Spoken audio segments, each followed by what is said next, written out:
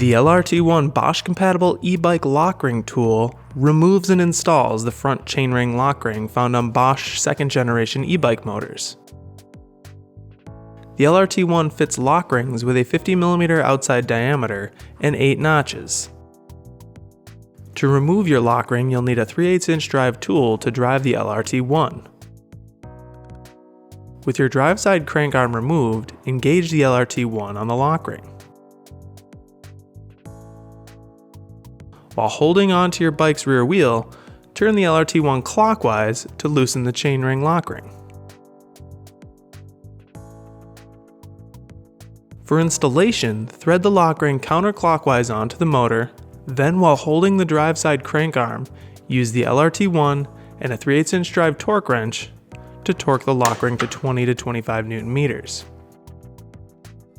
The LRT-1 lockring tool from Park Tool.